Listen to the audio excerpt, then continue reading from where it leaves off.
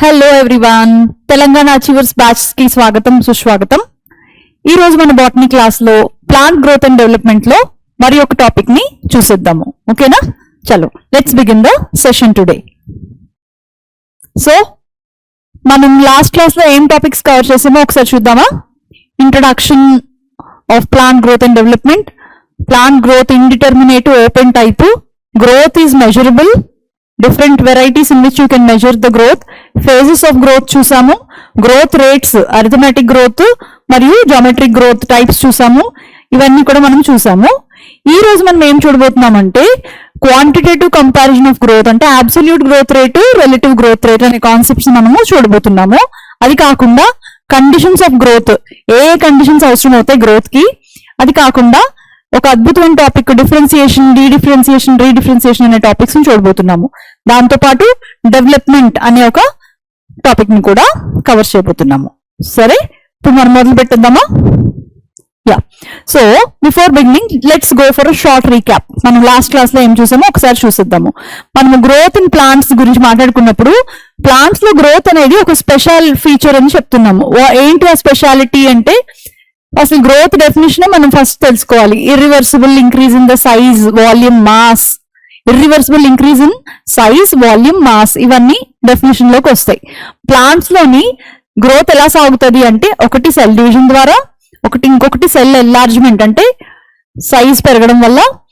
ఈ cell division, cell enlargement వల్ల మనకి కొత్త కొత్త టిష్యూస్ లో, ఆర్గాన్స్ లో కూడా మనకి గ్రోత్ అనేది సాధ్యమవుతుంది అనమాట. ఓకే, అయితే ఇలాంటి ప్లాంట్ గ్రోత్ లో ఉన్న స్పెషలైజేషన్స్ ఏంటి, యానిమల్స్ తో పోల్చుకుంటే ప్రత్యేకంగా ఇక్కడ ఉన్న ప్రత్యేకతలు ఏంటి అంటే ఇండిటర్మినేట్ గ్రోత్ అని అంటున్నాము. ఇండిటర్మినేట్ గ్రోత్ అంటే ఎక్కడ ability of the plant to grow continuously through out the life time. అంటే యానిమల్స్ లో మనం చూస్తే ఒక ఏజ్ వచ్చేసరికి గ్రోత్ ఆగిపోతుంది, కానీ ఇండిటర్మినేట్ గ్రోత్ ప్లాంట్ లో అలా కాదు. మొక్కలో అది బతుకున్నంత కాలము గ్రోత్ సాగుతూనే ఉంటది అనమాట. అది ఇండిటర్మినేట్ గ్రోత్ అంటారు. ఇంకా open type of growth. Open type of growth అంటే ఏంటి? New cells are continuously added by the meristem. Meristematic tissue కొత్త సెల్స్ ని ప్లాంట్ లోకి అది బతుకున్నంత కాలం అలా యాడ్ చేస్తూనే ఉంటది. అదే కాకుండా ప్లాంట్ లో టిష్యూస్, ఐ మీన్ సెల్స్ ఏవైతే ఫామ్ అయ్యాయో అవి ఒక పారెన్కైమా సెల్ తర్వాత ఎలా డిఫరెన్షియేట్ అవుతుంది, ఒక కోలిన్కైమా సెల్ ఇంకా ఫ్యూచర్ లో ఎలా డిఫరెన్షియేట్ అవ్వచ్చు. సో ఒక సెల్ మెరిస్టమాటిక్ నుంచి పుట్టిన తర్వాత అది ఎపిడర్మల్ టిష్యూలోకి మారుతుందా, లేకపోతే కార్టెక్స్ లాగా మారుతుందా, లేకపోతే ఇంకేమైనా కొత్త టిష్యూ ఫామ్ చేస్తుందా అనేది అప్పటి పరిస్థితులు బట్టి ఆధారపడి ఉంటది. కానీ అది కంప్లీట్ గా ఓపెన్ టైప్ ఆఫ్ గ్రోత్ అని దాన్ని మనము అంటాం అనమాట. అంటే ఫిక్స్డ్ పాత్. ఈ సెల్ ఎప్పుడు ఎపిడర్మల్ సెల్లే అవుతుంది, ఈ సెల్ ఎప్పుడు ఖచ్చితంగా కార్టికల్ సెల్లే అవుతుంది అని ఫిక్స్డ్ ఇది ఉండదండి. ఆ సెల్ కి అక్కడున్న పరిస్థితులను బట్టి, అది ఏ పొజిషన్ లో ఉందో, లొకేషన్ బట్టి, వీటన్నిటి బట్టి ఆ సెల్ తాలూకా ఫేట్ ఆధారపడి ఉంటది అనమాట. ఓకే, అలాంటి దాన్ని ఓపెన్ టైప్ ఆఫ్ గ్రోత్ అని మనం అంటున్నాము. సో రెండు special features of growth in plants when compared to animals ఏంటి అంటే, ఒకటి ఇండిటర్మినేట్ గ్రోత్, రెండోది ఓపెన్ టైప్ ఆఫ్ గ్రోత్. ఓకేనా? యా, ఇవి రెండు మనము ఆల్రెడీ లాస్ట్ క్లాస్ లో చూసేసాము. మరి ఒకసారి చూసుకుందాం. చూడండి, గ్రోత్ మనం ప్లాంట్స్ లో మెజర్ చేయాలనుకున్నప్పుడు ఫ్రెష్ వెయిట్ అంటే విత్ వాటర్, ఇలా పెకిలించిన మొక్కను వెంటనే చూడడం, డ్రై వెయిట్ మరియు length, surface area, volume, cell numbers, cell size. Okay, cell సైజుని కొలవడం చాలా కష్టమైన విషయము. అంటే ఎన్లార్జ్ అయిన సెల్ ని మనం కొలవాలన్నమాట. ఈ సెల్ సైజ్ ని మనం కొలిచినప్పుడు మనం వాటర్ మెలన్ గురించి మాట్లాడుకున్నాం. ఒక సెల్ సైజు 3,50,000 సార్లు పెద్దదవుతుంది ఇనిషియల్ బిగినింగ్ దగ్గర నుంచి అది పెద్దదయ్యేదాకా. వాటర్ మెలన్ కి అయితే సెల్ సైజ్ కి మనం ఎగ్జాంపుల్ తీసుకున్నాం. సెల్ నంబర్స్ కి అయితే ఎగ్జాంపుల్ ఏం తీసుకున్నామండి? మెయిజ్ రూట్ మెరిస్టమ్ ఏం చేస్తుంది? 17,500 సెల్స్ ప్రొడ్యూస్ చేయగలదు ఒక గంటకి. Maize root meristem cell 17,500 cells produce చేయగలదు ఒక గంటకి. ఇది ఒక best example for increase in cell number. Volume చూసుకుంటే మళ్ళీ ఫ్రూట్ డెవలప్మెంట్, వాటర్ మిలన్ లో ఎంత వాల్యూమ్ పెరుగుతుంది, ఎంత వాటర్ రిటైన్ చేసుకుంటుంది, అది ఒకటి చెప్పొచ్చు. అది కాకుండా ఒక్క సెల్లో మనం వాల్యూమ్ చెప్పాలి అంటే ప్రోటోప్లాస్మిక్ గ్రోత్ మెజర్ చేయాలి, విచ్ ఇస్ ఇంపాసిబుల్. ఒక సెల్లో ఎంత ప్రోటోప్లాజం పెరిగింది, 1 ml ఉంది, 2 ml ఉంది, 5 ml ఉంది, ఇది మనం మెజర్ చేయలేని విషయం అనమాట. ఇంకొకటి లెంత్ వచ్చేసరికి growth of root, shoot, pollen tube ఇవన్నీ కూడా లెంత్ లోకి వస్తాయి. ఇంకో మెజర్మెంట్ ఏంటంటే డ్రై వెయిట్. మొక్కను తీసుకొని ఎండబెట్టి దానిలో ఉన్న వాటర్ అంతా పోయిన తర్వాత అప్పుడు దాన్ని చేస్తే దాన్ని బట్టి మనకి ఆ మొక్క బరువు, అంటే ఎంత కార్బోహైడ్రేట్ అది చేసుకోగలిగింది, ఎంత బరువు ఎక్కింది అని దాన్ని బట్టి దాని మొక్క తాలూకా దీన్ని మనము గమనించవచ్చు అనమాట. ఓకే, సో ఇవన్నీ కూడా మొత్తంగా మనం ప్లాంట్ లో గ్రోత్ ని మెజర్ చేసే రకరకాల పద్ధతులు. అదే ఆకులు అనుకోండి, ఆకులైతే ఆకుకి పొడుగు వెడల్పు చూడము, సర్ఫేస్ ఏరియా చూస్తాము. ఆకులైతే సర్ఫేస్ ఏరియా చూస్తాము. ఇవే కదా మనం చూసాం లాస్ట్ టైం, అవునా? So the types of growth measured in plant from division to the elongation up to maturation.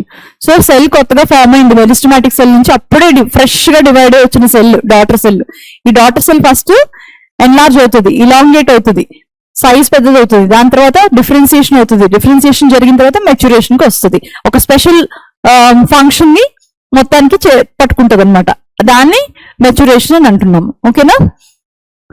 Yeah, so మనము ఇంకేం చూసామండి, గ్రోత్ ప్యాటర్న్స్ అంటే గ్రోత్ రేట్స్ చూసినప్పుడు మనకి సెల్స్ ప్లాంట్స్ లో రెండు రకాలుగా గ్రోత్ రేట్స్ ఉంటాయి. ఒకటి అరిథమెటిక్ గ్రోత్ అని చెప్పాము, ఇంకొకటి జామెట్రిక్ గ్రోత్ అని చెప్పాము. అరిథమెటిక్ గ్రోత్ లో ఏమవుతుంది, మెరిస్టమాటిక్ సెల్ ఒకటి ఉంటే అది రెండు సెల్స్ కింద ఫామ్ అయ్యి అందులో ఒక సెల్ ఎప్పుడు కూడా ఆగిపోయి మళ్ళీ ఫర్దర్ డివిజన్ కి వెళ్ళదు. అదేమవుతుంది, అది ఇలాంగేషన్, ఎన్లార్జ్మెంట్, మెచ్యూరేషన్ పోతుంది. ఇంకొక సెల్ మాత్రమే సెల్ డివిజన్స్ ని కంటిన్యూ చేస్తుంది. అలాంటి గ్రోత్ అరిథమెటిక్ గ్రోత్ అన్నమాట. ఇలాంటి గ్రోత్ వల్ల మనకి length of the plant part అనేది ఇంక్రీజ్ అవుతుంది. Length of the plant part అనేది ఇంక్రీజ్ అవుతుంది అరిథమెటిక్ గ్రోత్ వల్ల కదా. సో ఇలాంటి గ్రోత్ లో మనకి constant rate of increase in the plant organ మనం చూస్తాము. ఇలాంటి గ్రోత్ కి మనకి కర్వ్ ఏమొస్తుందండి, లీనియర్ కర్వ్ వస్తుంది, ఇలాంటి గ్రాఫ్ వస్తుంది. సో దీన్ని మనం ఎట్లా పెట్టుకుంటున్నాము, LT is equal to L naught plus RT, right? ఇంకా root elongation is steadily over time. So example ఏంటి చెప్పచ్చు అంటే, elongation of root or shoot over period of time మనము అరిథమెటిక్ గ్రోత్ కి ఎగ్జాంపుల్ గా తీసుకోవచ్చు కదా. చూడండి, ఇక్కడ రెండు సెల్స్ ఉన్నాయి, ఇక్కడ రెండులో మళ్ళీ 4 అయిన తర్వాత ఒకటి ఆగిపోయింది, డివిజన్ ఆగిపోయి అది స్పెషలైజేషన్ కి పోతుంది అనమాట. సారీ, ఇటుపక్క ఇక్కడ చూడండి, డివైడ్ అయిన తర్వాత ఇది ఆగిపోయింది, ఇటుపక్క ఉన్న సెల్ డివిజన్ ఆగిపోయింది, ఇటుపక్క మాత్రం కంటిన్యూ చేస్తుంది డివిజన్. దానివల్ల దాని ఇలా పెరుగుతుంది అనమాట దాని ఇది. ఓకేనా? నెక్స్ట్ చూస్తే జామెట్రిక్ గ్రోత్. జామెట్రిక్ గ్రోత్ అనేది మనము నేచర్ లో జనరల్ గా అబ్జర్వ్ చేసేది. ఒక ఆర్గానిజం లెవెల్లో కానీ, పాపులేషన్ లెవెల్లో కానీ, సెల్ లెవెల్లో కానీ, టిష్యూ లెవెల్లో కానీ మనం చూసే న్యాచురల్ గ్రోత్ ప్యాటర్న్ ఎలా ఉంటది అంటే జామెట్రిక్ గ్రోత్ లో ఉంటది అనమాట. ఇందులో మనకి ఇనీషియల్ స్టేజెస్ లో చాలా తక్కువగా ఉంటది గ్రోత్, దాన్ని మనం లాగ్ ఫేజ్ అంటున్నాము. తర్వాత మళ్ళీ చాలా ఎక్స్పోనెన్షియల్ రేట్ లో ఉంటది, మళ్ళీ ఒక స్టేషనరీ స్టేట్ కి వచ్చేస్తుంది అనమాట. అంటే మనకి ఎస్ షేప్డ్ కర్వ్ వస్తుంది, ఎస్ షేప్డ్ కర్వ్ అనేది వస్తుంది. సో ఇలాగా ముందు స్లోగా స్టార్ట్ అయ్యి తర్వాత ఊపందుకొని ఎక్కువ సెల్స్ ప్రొడ్యూస్ చేసిన తర్వాత మళ్ళీ number of the cells stable state కి వచ్చేస్తుంది అనమాట. ఈ స్టేబుల్ స్టేట్ కి ఇలాంటి పద్ధతిని మనం జామెట్రిక్ గ్రోత్ అని అంటున్నాం. ఈ జామెట్రిక్ గ్రోత్ లో ఏంటంటే సెల్ డివిజన్స్, ఇక్కడ mitochondrial cell, sorry meristematic cell ఏదైతే ఉందో అది 1, 2 అయిన తర్వాత ఎక్కడ ఆగదు, ఆగకుండా ప్రతి సెల్ ఈ రెండిట్లో మళ్ళీ ఇవి ఇలా పోతాయి అన్నమాట. మొత్తం అన్ని సెల్స్ కూడా ఇలా డివైడ్ అవుతూనే ఉంటాయి, మొత్తం అన్ని సెల్స్ కూడా ఇలాగా డివైడ్ అవుతూనే ఉంటాయి అన్నమాట. Both the daughter cells keep on dividing, exponential increase in the size or number of the organ, okay, or the organism, whatever it is. So ఇక్కడ మనకి 3 ఫేజెస్ గా మనం ఐడెంటిఫై చేసాము. ఇది లాగ్ ఫేజ్ అంటున్నాము, ఇదేమో లాగ్ ఫేజ్ అంటున్నాము, exponential growth, ఇదేమో స్టేషనరీ ఫేజ్ అని అంటున్నాం అనమాట, where there is no change in the numbers. Okay, so దీన్ని మనం ఎలా ఎక్స్ప్రెస్ చేస్తున్నాం అండి, గుర్తుందా?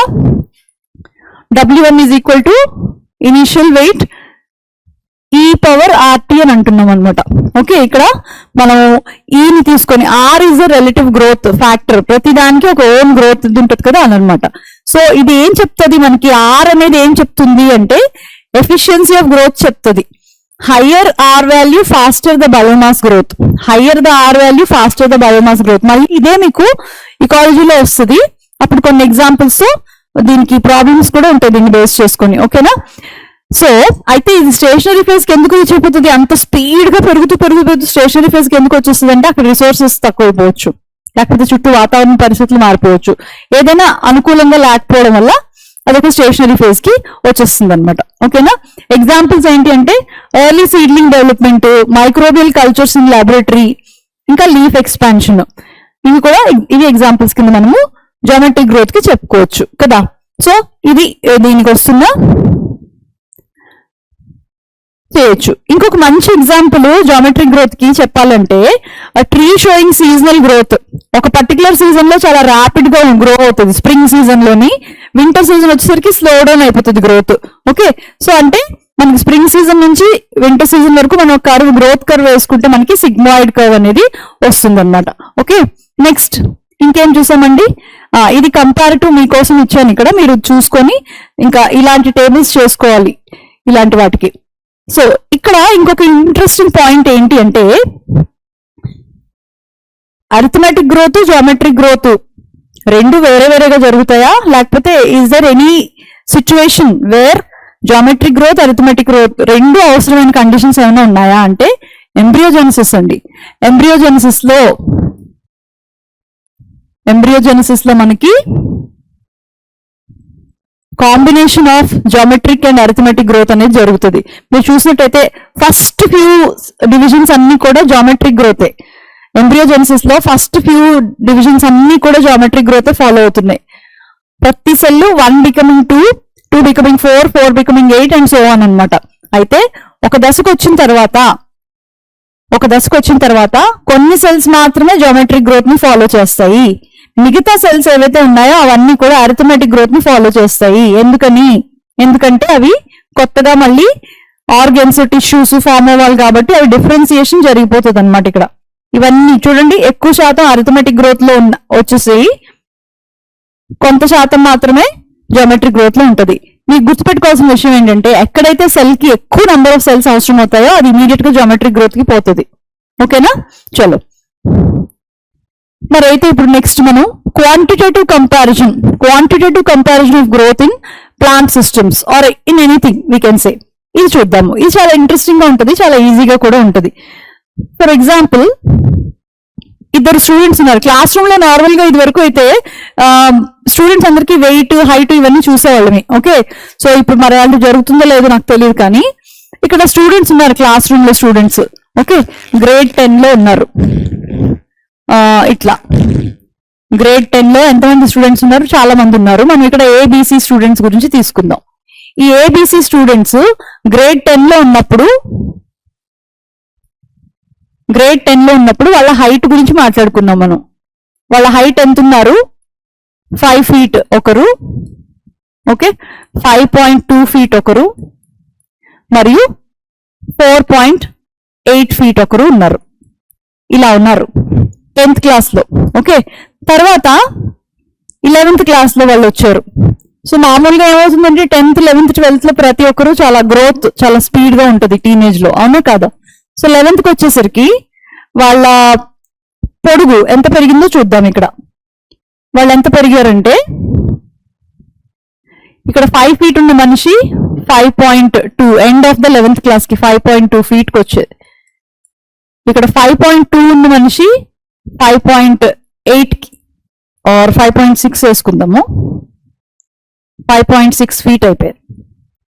ఇక్కడ 4.8 ఉన్న మనిషి 5 వచ్చారు అనమాట ఇలా. ఓకే, సో 5.2 కి వచ్చారు అనుకుందాం మనం. ఇక్కడ 5.2 feet కి వచ్చారు అనుకుందాం.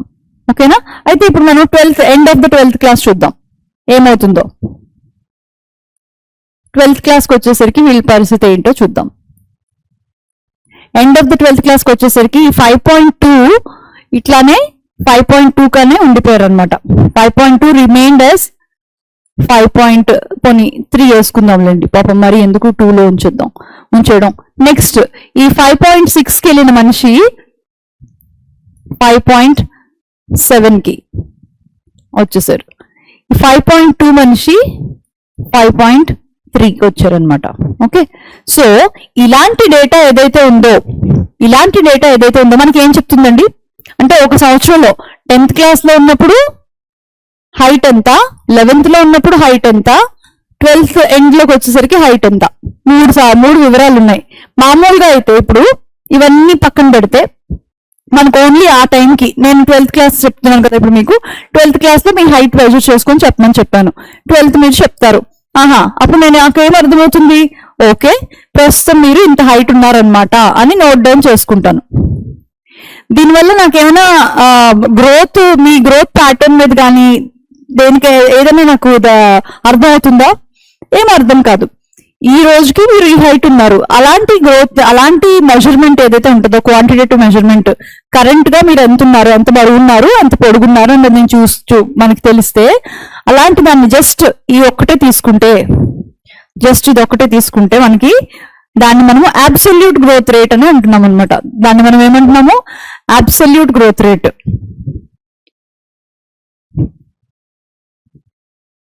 Absolute growth rate. ఈ అబ్సల్యూట్ గ్రోత్ రేట్ లో మనము growth at that point of time, at a given time చూస్తున్నాం. Growth at a given time మటుకు చూస్తున్నాం అనమాట. అంతే, ఎంత ఉన్నారు అని. దీనివల్ల నాకు మీ గ్రోత్ ప్యాటర్న్ గురించి కానీ, మీరు ముందు ఇంత ఉండేవారు ఇప్పుడు ఇంత అయ్యారని కానీ దీనివల్ల నాకేమీ అవగాహన రాదు, జస్ట్ అట్లా తెలుస్తుంది.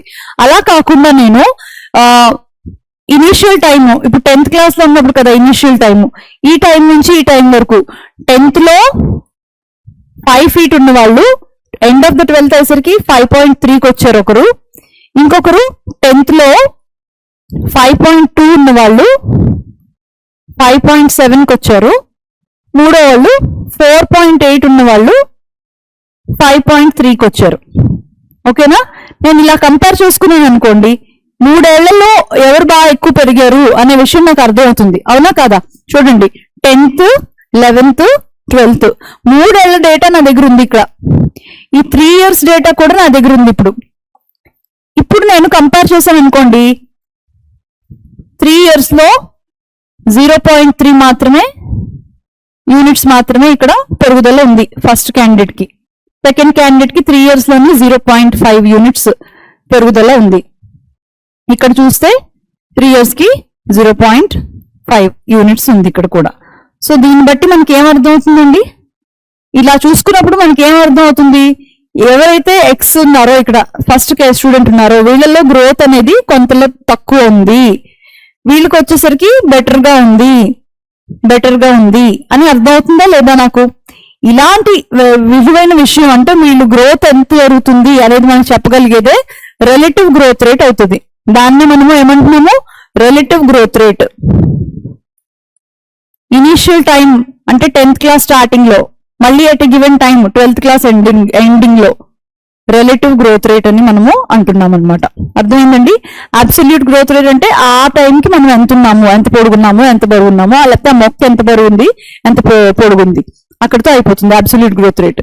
కానీ రిలేటివ్ గ్రోత్ రేట్ అంటే initial time to final time, ఈ మధ్యలో ఇంత టైంలో ఎంత పెరుగుదల జరిగింది అనేది మనకి అవగాహన కోసం వస్తుంది. అందుకే దీన్ని quantitative comparison of growth in living systems అని అన్నారు.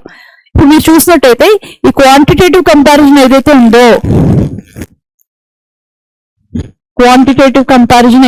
ఉందో, దాన్ని అబ్సల్యూట్ గ్రోత్ రేటు మరియు రిలేటివ్ గ్రోత్ రేట్ అనే కాన్సెప్ట్స్ లో మనము చదువుకుంటాం అనమాట. మీ డెఫినేషన్ చూసినట్టయితే absolute growth rate is measurement of the comparison of total growth per unit time. Total growth per unit time, ఆ టైంకి టోటల్ ఎంత గ్రోత్ ఉంది అంతే, మొక్కకి అయిపోయింది. Okay, it is the final value minus initial value, అంతే. ఇంక దానికి మనకి ఏమీ సంబంధం ఉండదు. అదే మనకి రిలేటివ్ గ్రోత్ అనుకోండి, growth of the given system per unit time is expressed on common basis. అంటే ఇనీషియల్ పారామీటర్ తో పోల్చుకొని మనం ఇది చేస్తాం అనమాట. ముందు ఇంత ఉండింది, ఇప్పుడు ఇంత ఉండింది, ఇప్పుడు ఇంత ఉంది కాబట్టి దీని గ్రోత్ రేట్ ఎలా ఉంది, ఎక్కువ ఉందా తక్కువ ఉందా. ఎప్పుడూ ఎక్కువ ఉండాల్సిన అవసరం లేదు. మొక్కల్లో చూసినట్టయితే నెగిటివ్ వాల్యూస్ కూడా మనకి వస్తాయన్నమాట. ఓకే, యాక్టివ్ గా పెరుగుతున్న యంగ్ మొక్క అయితే మనకి రిలేటివ్ గ్రోత్ రేట్ ఎక్కువ చూపిస్తుంది. అట్లా కాకుండా ఓల్డ్ అయిపోయిన మొక్క అయితే, సెన్సెన్స్ లో ఉన్న మొక్క అయితే ముందున్న దానికన్నా తగ్గిపోతుంది అనమాట. అర్థమైందా? సో ఇది relative growth rate. So absolute growth rate కి రిలేటివ్ గ్రోత్ రేట్ కి రెండు ఇవి ఇచ్చాడండి. బేసిక్ గా ఏంటంటారు ఫార్ములే. ఇది ఏంటంటే relative growth rate formula. So initial తర్వాత ఫైనల్ మైనస్ చేసిన తర్వాత at given time T2 minus T1 ఈ ఫార్ములా వాడి మనం చేస్తాం అనమాట. సో ఈ రిలేటివ్ గ్రోత్ రేట్ అనేది మనకి ఏం చెప్తుంది, వాట్ ఈస్ ద సిగ్నిఫికెన్స్ ఇక్కడ మనకి దేని వల్ల ఎక్కువ ఉపయోగం?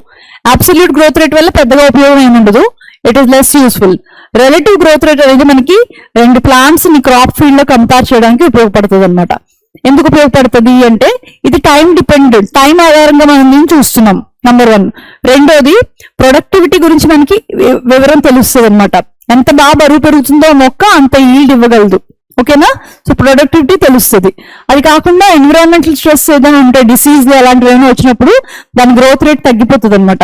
తగ్గిపోతే మనకు తెలుస్తుంది, అరే లాస్ట్ వీక్ ఇంత బరువు ఇంత పొడుగు వచ్చింది కదా, ఈ వారం తగ్గిపోయింది అంటే అర్థం ఏంటి, దానికి ఏదో స్ట్రెస్ ఉంది, ఎన్విరాన్మెంటల్ స్ట్రెస్ ఉంది అని మనం తెలుసుకోవచ్చు అనమాట. So the growth rate trends in a crop field can be estimated with the help of relative growth rate. ఓకేనా? సో దీనికి అప్లికేషన్స్ ఉన్నాయన్నమాట.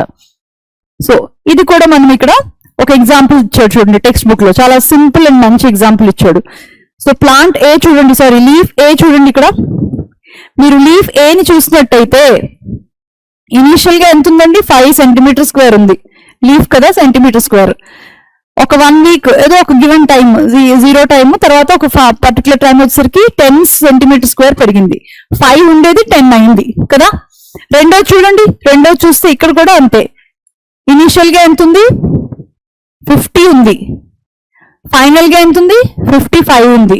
అంటే ఒక గివెన్ టైం టీలో మీరు చూసుకుంటే ఈ ఏలో కూడా ఎన్ని సెంటీమీటర్స్ పెరిగింది, ఇనీషియల్ కి ఫైనల్ కి ఎంత అయింది, 5 ఇక్కడ 10 ఇక్కడ, అంటే 5 సెంటీమీటర్ స్క్వేర్ పెరిగింది. ఇనీషియల్ గా 5 ఉంది, ఇంకో 5 పెరిగింది. ఇక్కడ కూడా అంతే, in given time same time 1 week 10 days వచ్చాము. ఇక్కడ 50 ఉంది, ఇక్కడ 5 అయింది, అంటే ఇది 5 సెంటీమీటర్ స్క్వేర్. అంటే అర్థం ఏంటంటే ఇక్కడ absolute growth rate, absolute growth rate అనేది రెండు ఆకుల్లోని సమానంగా చూపిస్తుంది. In A it is 5 centimetre square, in B also it is 5 centimetre square. అవునా? అదే మనం రిలేటివ్ గ్రోత్ రేట్ క్యాలిక్యులేట్ చేస్తాం అనుకోండి. రిలేటివ్ గ్రోత్ రేట్ ఎలా చేస్తాం మనము, ఎంత పెరిగింది, ఇనీషియల్ గా ఎంత ఉంది, 5 పెరిగింది కదా, మొత్తం ఉండాల్సిన దానికన్నా 5 పెరిగింది. This is the increase. Initial గా ఎంత ఉంది, 5 ఉంది. ఇనీషియల్ గా 5 ఉంది, 5 పెరిగింది, ఇంటూ 100. ఓకే, ఇది మనం క్యాలిక్యులేట్ చేస్తే మనకి ఏమొస్తుందండి, 100% వస్తుంది. 100% వస్తుంది. అదే రెండో చూడండి, రెండో ఆకు సంగతి చూడండి. రెండో ఆకు చూసినట్టయితే ఇనీషియల్ గా ఎంత ఉంది, 50 ఉంది. ఎంత పెరిగింది, 5 పెరిగింది. సో 50 ఉన్నది 5 పెరిగితే దాని growth rate, relative growth rate ఎంత పెరిగినట్టు, దాని రిలేటివ్ గ్రోత్ రేట్ ఎంత పెరిగినట్టు, 10% పెరిగినట్టు. అంతేనా? అంటే 50 units of the leaf B is able to generate only 5 units in 1 week. 5 units of leaf A is able to generate 5 more units in 1 week. Time ఒకటే, absolute growth rate కూడా ఒకటే, కానీ relative growth rate మాత్రం ఇక్కడ 100% అయితే ఇక్కడ మనకి 10% మాత్రమే. ఈ క్యాలిక్యులేషన్ చేయగలరు కదా, చాలా simple calculation. Relative growth rate అనేది పర్సంటేజ్ లో మనము ఎక్స్ప్రెస్ చేస్తాం అనమాట. చలో, ఇది ఒక టేబుల్ అండి, కంపారిజన్ కోసం ఇచ్చారు ఇక్కడ. నెక్స్ట్ చూస్తే conditions of plant growth. Conditions of plant growth అంటే ఒక మొక్క పెరగడానికి ఏ కండిషన్స్ ఉండాలి. మీరు ఇక్కడ చూసినట్టయితే మొత్తం లిస్ట్ లో it is very very evident. Water first కావాలి, ఆక్సిజన్ కావాలి, న్యూట్రియంట్స్ కావాలి, టెంపరేచర్ కావాలి. అవి కాకుండా అన్ని మొక్కల్లో ఏదో ఒక దశలో లైట్ వల్ల ఆధారంగా కూడా ప్లాంట్ గ్రోత్ అనేది ఉంటుంది అనమాట. ఇంకా gravity. So water, oxygen, nutrients, temperature, light and gravity, ఇవన్నీ కూడా conditions that influence the growth of a plant. ఒక్కొక్కటి ఎలాంటి రోల్ ప్లే చేస్తుందో ఒకసారి చూసిద్దాం. మీరు చూసినట్టయితే వాటర్ ఉంది కదా, మనం వాటర్ సంగతి తెలుసు. Water is the aqueous phase in which in fact life origin మొత్తం వాటర్ లో జరిగింది. ఈ వాటర్ వల్ల మనకి ఏంటి ఉపయోగం అంటే ఎన్లార్జ్మెంట్ గ్రోత్ అనేది జరుగుతుంది. సెల్ ఎన్లార్జ్మెంట్ గ్రోత్ చేస్తుంది టర్జిడిటీ వల్ల. నేను ఆల్రెడీ చెప్పాను, ఒక సెల్లో వాటర్ ఏం చేస్తుంది అంటే టర్జిడ్ సెల్లో, in a టర్జిడ్ cell water keeps pushing the plasma membrane towards the cell wall. Water keeps pushing the plasma membrane towards the cell wall. అవునా కదా? అప్పుడు సెల్ వాల్ కూడా ఈక్వల్ అండ్ ఆపోజిట్ ప్రెషర్ ని ఎగ్జర్ట్ చేస్తుంది అనమాట. ఇది మనకి టర్జిడ్ సెల్ లో చూసేదంటే ఒక ఫుల్ గా బాగా దాహం లేకుండా ఫుల్ గా నిండిన ఒక టర్జిడ్ సెల్ ని చూసినట్టయితే, ఈ టర్జిడ్ సెల్ అంటే వాటర్ కంటెంట్ ఉంది ఇందులో మంచిగా. వాటర్ ఏం చేస్తుంది, it is pushing the plasma membrane towards the wall ఇలా పుష్ చేస్తుంది అనమాట. ఈ పుషింగ్ వల్ల ఆ పాజిటివ్ ప్రెషర్ వల్ల మనకి ఇక్కడ ఎన్లార్జ్మెంట్ గ్రోత్ అనేది కనిపిస్తుంది. ఓకేనా? అదే ఒకటే కాకుండా water is the medium in which all the enzymatic reactions takes place. Water అనే మీడియంలోనే మొత్తం ఎంజైమాటిక్ రియాక్షన్స్ అన్ని జరుగుతున్నాయి. సో వాటర్ కి చాలా ఇంపార్టెన్స్ ఉంది. ఆక్సిజన్ తీసుకోండి, it powers the cellular respiration. మనం చూసాం రెస్పిరేషన్ లెసన్ లో oxygen is the terminal electron acceptor. Oxygen ఉంటేనే మనకి మొత్తం ఆ రెస్పిరేటరీ ప్రాసెస్ అంతా కరెక్ట్ గా అవుతుంది. అవునా కాదా? It is helping in removal of the hydrogens from the system during the oxidation of food material. అది కాకుండా దానివల్ల మనకి ఎనర్జీ అనేది రిలీజ్ అవుతుంది. ఎప్పుడైతే ఎనర్జీ రిలీజ్ అయిందో దాన్ని మనం గ్రోత్ కి వాడుకుంటున్నాం అనమాట. అవునా? ఎస్.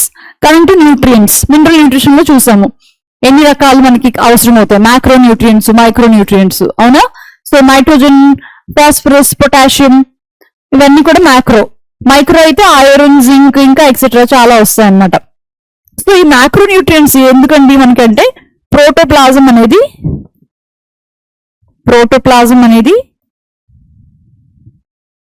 వృద్ధి చెందడానికి. ఓకే, సో ప్రోటోప్లాజం లో మనకి బోల్డ్ అనే ఎంజైమ్స్ ఉంటాయి. కొన్ని ఎంజైమ్స్ కి మినరల్ అయాన్స్ అవసరం అవుతాయి. ఓకే, కొన్ని మినరల్స్ కొన్ని ట్రాన్స్పోర్ట్ ప్రాసెస్ లో యాక్టివ్ గా పార్టిసిపేట్ చేస్తాయి. సో చాలా పని ఉంటుంది మినరల్స్ కి, and they are responsible for building the biomolecules. మనం నైట్రోజన్, ఇవి ఫాస్ఫరస్ ఇవన్నీ తీసుకున్నామంటే మనకి డిఎన్ఏ, ఆర్ఎన్ఏ ఇవన్నీ సింథసిస్ కి ఉపయోగపడతాయి అనమాట.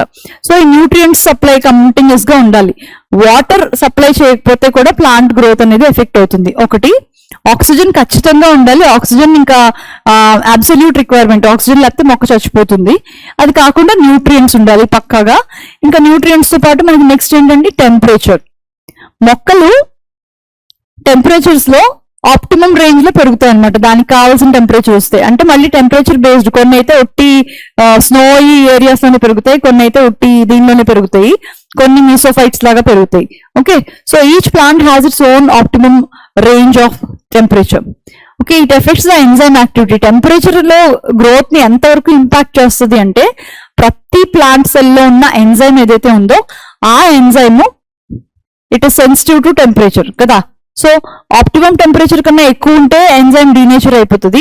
ఉండాల్సిన టెంపరేచర్ కన్నా తక్కువ ఉంటే ఎంజైమ్ ఇన్యాక్టివ్ అయిపోతుంది. సో ఆ నేరో టెంపరేచర్ రేంజ్ లో మాత్రమే ఎంజైమ్స్ ఫంక్షనల్ గా ఉంటాయి. అప్పుడే మనకి గ్రోత్ అనేది సజావుగా సాగుతుంది. అవునా? Next, light essential for photosynthesis. ఇది కూడా అబ్సల్యూట్ రిక్వైర్మెంటే. 100% లైట్ ఉండాలి. And it regulates the photo periodic responses. Photo periodic response అంటే ఏంటండి? కొన్ని మొక్కలు కొన్ని సీజన్స్ లో మాత్రమే ఫ్లవర్స్ వస్తాయి, రిప్రొడక్షన్ చేస్తాయి. ఎందుకు అంటే దానికి లైట్ ఎంత రిసీవ్ అవుతుందో, that amount of light that it is receiving during the day time will be a stimulus for them to go for reproductive phase. Okay, so అలాంటి దాన్ని మనం ఫోటో పీరియాడిక్ ఎఫెక్ట్ అని అంటున్నాం అనమాట. సో ప్రధానంగా photosynthesis కి light ఉండాలి. అది కాకుండా photo periodic response of the plant కూడా మనకి లైట్ అనేది అవసరం అవుతుంది. ఇంకా gravity, it will influence the directional growth. Root ఎందుకు ఎప్పుడు away from the gravity towards the gravity వెళ్తుంది? షూట్ ఎందుకు అవే ఫ్రమ్ ద గ్రావిటీ పైకి వెళ్ళేస్తుంది? ఇది ఎలా జరుగుతుంది? ఇది రెస్పాన్స్ అనమాట, మొక్క తాలూకా response. So gravity also has a role to play. It helps in orientation of the root and the shoot system. Geotropism అంటున్నాం మనము. రూట్ ఏదైతే టువర్డ్స్ ద గ్రౌండ్ లో పెరుగుతుందో. అవునా? సో ఇవన్నీ చాలా సింపుల్. ఈ ఫ్యాక్టర్స్ అన్ని కూడా మొత్తం ప్లాంట్ గ్రోత్ మీద ఎఫెక్ట్ చూపిస్తాయి. ఇకపోతే నెక్స్ట్, డిఫరెన్సియేషన్. ఇప్పుడు మనము నెక్స్ట్ కాన్సెప్ట్ వచ్చేసాము, ప్లాంట్ సెల్ డెవలప్మెంటల్ ప్రాసెస్. ఇప్పుడు ప్లాంట్ సెల్ డెవలప్మెంట్ లో మనం ఏం మాట్లాడుకున్నాం అంటే దే ఓపెన్ టైప్ అన్నాం. ఓపెన్ టైప్ అన్నామా అంటే ఒక మెరిస్టమాటిక్ సెల్, చాలా సింపుల్ గా మనం దీన్ని అర్థం చేసుకుంటే, ఒక మెరిస్టమాటిక్ సెల్ ఏదైతే ఉందో ఈ సెల్ డివిజన్ ఆపేసి స్పెషలైజేషన్ కి పోతుంది. It stop the cell division and it will pick up one special function. ఒక కొత్త ఫంక్షన్ ని పిక్ చేసింది అనమాట. ఓకే, ఒక స్పెషల్ ఫంక్షన్ ని పిక్ చేసి ఆ ఫంక్షన్ కి తగినట్టు దాని స్ట్రక్చర్ లో మార్పులు చేర్పులు చేసుకుంటది అనమాట. ఆ ఫంక్షన్ కి తగినట్టు దాని స్ట్రక్చర్ లో మార్పులు చేర్పులు చేసుకుంటది అనమాట. మెరిస్టమాటిక్ సెల్ అయితే చిన్నగా ఉంటది, థిన్ సెల్ వాల్ ఉంటది, సెంట్రల్ న్యూక్లియస్ ఉంటాయి, ఇలా ఉంటది అనమాట. ఓకే, కానీ ఎప్పుడైతే అది డివిజన్ ఆపేసి నేను ఒక ఫంక్షన్ ఏదో ఒకటి టేకప్ చేయాలని అనుకుందో అది స్పెషలైజ్డ్ అయిపోతుంది. ఒక స్పెషల్ ఫంక్షన్ ని టేకప్ చేస్తుంది. ఈ పద్ధతి ఏదైతే ఉందో, an actively dividing cell stops division and it will grow in size and suddenly it will take on function. So in order to perform that function ఏం చేస్తుంది, దాని స్ట్రక్చర్ లో మార్పులు చేతులు చేసుకుంటది. దాన్ని మనము డిఫరెన్సియేషన్ అని అంటున్నాము. దాన్ని మనం ఏమంటున్నాము, డిఫరెన్సియేషన్. డెఫినేషన్ ఏంటి, the process by which unspecialized meristematic cell ఎప్పుడూ స్పెషలైజ్డ్ కాదు, okay, becomes specialized to perform a specific function. ఒక పర్టికులర్ ఫంక్షన్ చేయడానికి అది స్పెషలైజేషన్ ఏదైతే అక్వైర్ చేస్తుందో దాన్ని మనము డిఫరెన్సియేషన్ అని అంటున్నాం అనమాట. ఎగ్జాంపుల్స్ చూస్తే మనకి formation of the tracheary element of the xylem vessels. So xylem vessels లో మనకి ట్రకీడ్స్ వెజల్స్ అనేవి ఉంటాయి జైలంలో, మీకు గుర్తుంది కదా.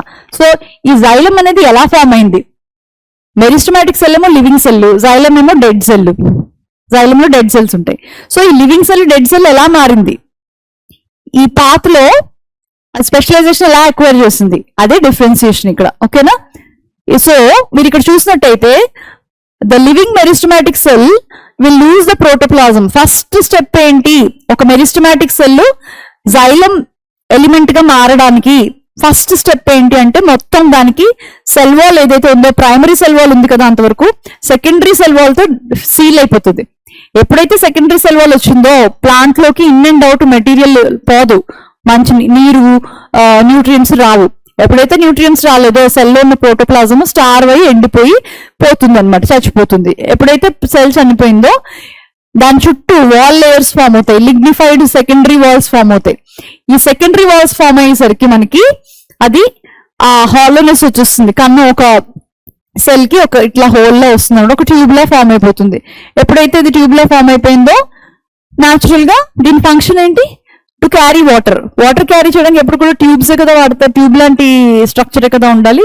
సో ఒక లివింగ్ మెరిస్టమాటిక్ సెల్ ఒక dead tube like structure form అయింది అంటే దానికి ఇన్ని మార్పులు చేసుకుంది. అది సెకండరీ సెల్ వాల్ డిపోజిషన్ చేసుకుంది, సెల్స్ ఏమో ప్రోటోప్లాజం అంతా కోల్పోయాయి ఎందుకంటే డ్రై అయిపోయాయి, సెల్ లోపలంతా ఖాళీ స్పేస్ వచ్చేసింది, సెల్ చుట్టూ కూడా సెల్ వాల్ లో థిక్ లిగ్నిన్ డిపోజిషన్ వచ్చేసింది, అంటే ఒక థిక్ ట్యూబ్ లాగా తయారైపోయింది అనమాట, ఓకేనా.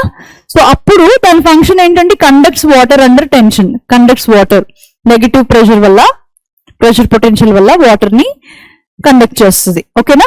సో ఇప్పుడు మనము దానికి ఒక డయాగ్రమాటిక్ ఫామ్ లో ఎగ్జాంపుల్ చూసిద్దాం. మీరు చూసినట్టయితే ఇది మెరిస్టమాటిక్ సెల్ కదా, ఇదే కదా మెరిస్టమాటిక్ సెల్.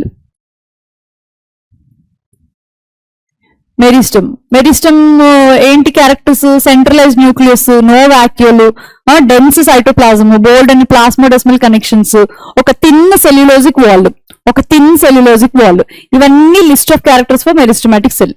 ఇప్పుడు ఏమైంది, ఫస్ట్ స్టేజ్ లో చిన్న చిన్న వాక్యూల్స్ ఫామ్ అవడం మొదలుపెట్టాయి, తర్వాత సెల్ వాల్ చూడండి కొంచెం థిక్ గా తయారవుతుంది, ఓకేనా. సో ప్రోటోప్లాజం కూడా కొంత డెన్స్ తగ్గిపోయింది అనమాట. ఇక్కడ నెక్స్ట్ లెవెల్కి వచ్చేసరికి చూడండి ఈ వాక్యూల్స్ చిన్న చిన్నవి ఏమున్నాయో అవన్నీ ఫ్యూజ్ అయిపోయి అవన్నీ కలిపి ఒక పెద్ద లార్జ్ సెంట్రల్ వాక్యూల్ వచ్చేసింది, న్యూక్లియస్ ని కూడా ఇక్కడికి పుష్ చేస్తుంది, అవునా. సో ఇప్పుడు చూస్తే మీరు సెల్ వాల్ థిక్నెస్ పెరిగింది కదా, ప్రైమరీ సెల్ వాల్ అయినప్పటికీ కూడా అది సెల్ వాల్ థిక్నెస్ పెరుగుతూ వచ్చింది. ఇంకొన్ని రోజులు అయిన తర్వాత మీరు చూసినట్టయితే ఇక్కడికి వచ్చేసరికి ప్రైమరీ సెల్ వాల్ పైన సెకండరీ సెల్ వాల్ గట్టిగా డిపాజిట్ అయింది, బోల్డ్ అంత లిగ్నిన్ డిపాజిట్ అయింది. ఎప్పుడైతే లిగ్నిన్ డిపాజిట్ అయిందో సెల్ లోపలికి బయటికి there is no in and out of the nutrients కానీ వాటర్ కానీ ఇన్ అండ్ అవుట్ అనేది బంద్ అయిపోయింది. ఇక్కడ ఎప్పుడైతే ఇది బంద్ అయిపోయిందో సెల్ ఏమవుతుంది, చచ్చి ఊరుకుంటుంది, సెల్ కి ప్రోటోప్లాజం అంతా డ్రై అయిపోయింది. ఎప్పుడైతే ప్రోటోప్లాజం డ్రై అయిపోయిందో ఆ డెడ్ సెల్ ఏదైతే ఉందో అది మనకి ఇక్కడ ఒక ట్రెకీడ్ ని కానీ వెజిల్ ని కానీ ఫామ్ చేస్తుంది అనమాట, ట్రెకీడ్ ఆర్ వెజిల్ ని ఫామ్ చేస్తుంది అనమాట, అవునా. చూడండి ఖాళీ ప్లేస్ ల్యూమన్, ఇందులోంచి మనకి వాటర్ పైకి కిందకి వెళ్లే అవకాశం ఉంటుంది. దీన్నే డిఫరెన్సియేషన్ అని మనము అంటున్నాం. ఒక లివింగ్ సెల్ కాస్త ఒక డెడ్ సెల్ కింద ఎలా ట్రాన్స్ఫార్మ్ అయ్యింది in order to do a specific function, that is differentiation. Clear? ఇప్పుడు చూసినట్టయితే నెక్స్ట్ వన్ డీడిఫరెన్సియేషన్. డీడిఫరెన్సియేషన్ అంటే అర్థం ఏంటండి, సో ఒక ఆల్రెడీ స్పెషలైజ్డ్ సెల్ ఇదేదో ఒక ఫంక్షన్ చేస్తుంది, ఇక్కడ ఒక ఫంక్షన్ పెర్ఫార్మ్ చేస్తుంది. ఇక్కడ ఆల్రెడీ పేరెంట్ కన్నా ఏం చేస్తుంది, ఇక్కడ ఫుడ్ ని స్టోర్ చేస్తూ ఏదో ఒక స్టోరేజ్ టిష్యూలో ఉంది. సో దీన్ని పిలిచి సడన్ గా నువ్వు ఇట్లా ఈ ఫంక్షన్ చేస్తూ కూర్చుంటే కుదరదు, నువ్వు అర్జెంటుగా మెరిస్టమాటిక్ సెల్ కింద మారిపో అని సిగ్నల్ వస్తుంది దానికి, సెల్ కి. ఎప్పుడైతే ఆ సిగ్నల్ వచ్చిందో అది ఇమీడియట్ గా దాన్ని మార్పులు చేర్పులు చేసేసుకొని మళ్ళీ ఒక యాక్టివ్లీ డివైడింగ్ సెల్ కింద వెళ్ళిపోతుంది. దాని ఫంక్షన్ ని వదిలేసి అది మళ్ళీ ఒక యాక్టివ్లీ డివైడింగ్ సెల్ కింద వెళ్ళిపోతుంది. మళ్ళీ సెంట్రలైజ్ న్యూక్లియస్ వచ్చేసింది. ఇక్కడ చూసారా ఎట్లా ఉందో?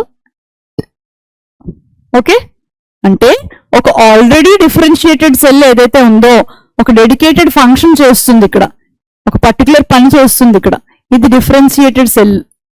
ఈ డిఫరెన్షియేటెడ్ సెల్ ఇప్పుడు ఏం చేస్తుంది, దానికి కొన్ని దాని ప్లాంట్ నుంచి సిగ్నల్స్ వచ్చాయి, హార్మోన్స్ పంపించింది, ఏదో కబురు చెప్పింది, నువ్వు ఇలా ఉండకూడదు, నువ్వు ఇప్పుడు యాక్టివ్లీ డివైడింగ్ సెల్ కింద మారిపో అంటే ఇప్పుడు మళ్ళీ ఇది మెరిస్టమ్ కింద మారిపోయింది.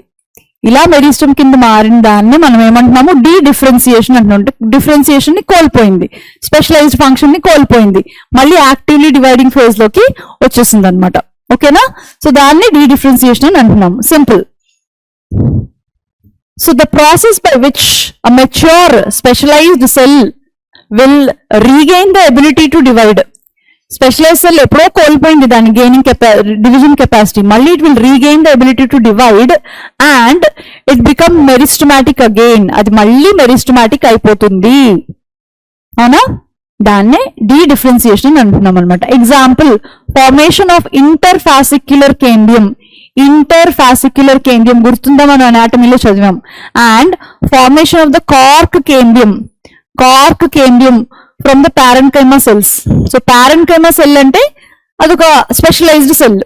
ఈ స్పెషలైజ్డ్ సెల్ మళ్ళీ ఒక కేంద్రియం కింద మారిపోతుంది. కేంద్రియం అంటే ఒక type of meristem which forms xylem and phloem. అవునా?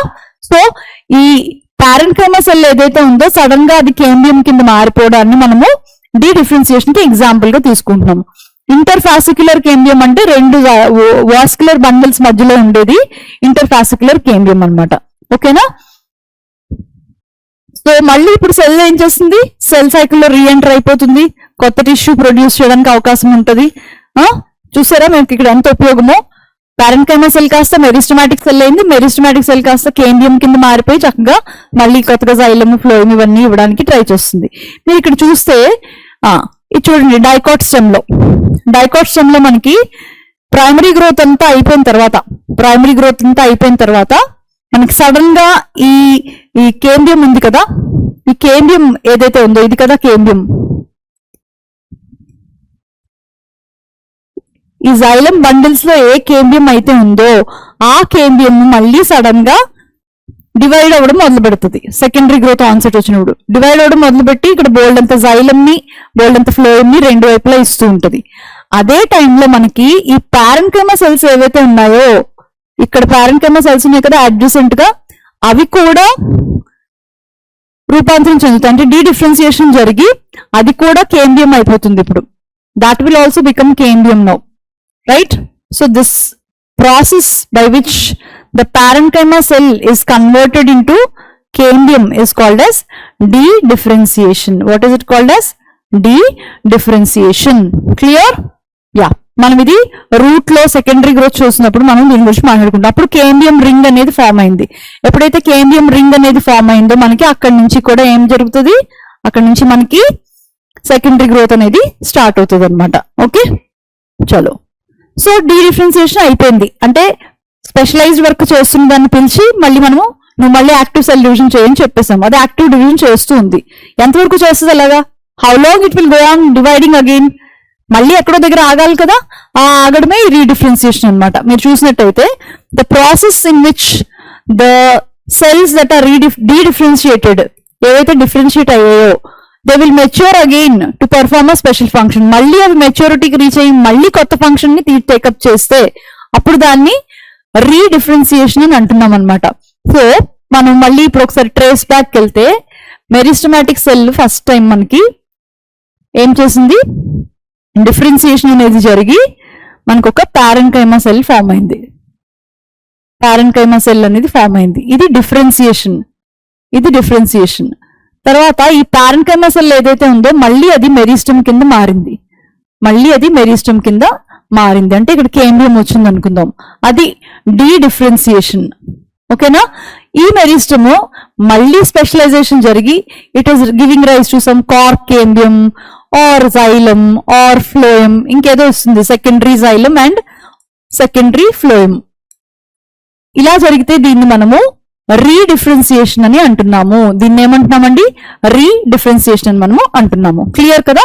ఎగ్జాంపుల్ ఏంటి? Formation of secondary xylem and secondary phloem ఎవరు ఫామ్ చేస్తారు?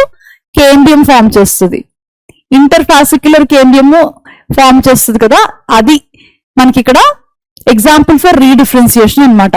ఓకే, సో పెరిడర్మ్ అంటే మనకి కార్టికల్ లేయర్ కార్క్ కేంబియం వల్ల ఫామ్ అవుతుంది. ఇది దేని వల్ల ఫామ్ అవుతుంది? కార్క్ కేంబియం వల్ల పెరిడర్మ్ ఫామ్ అవుతుంది.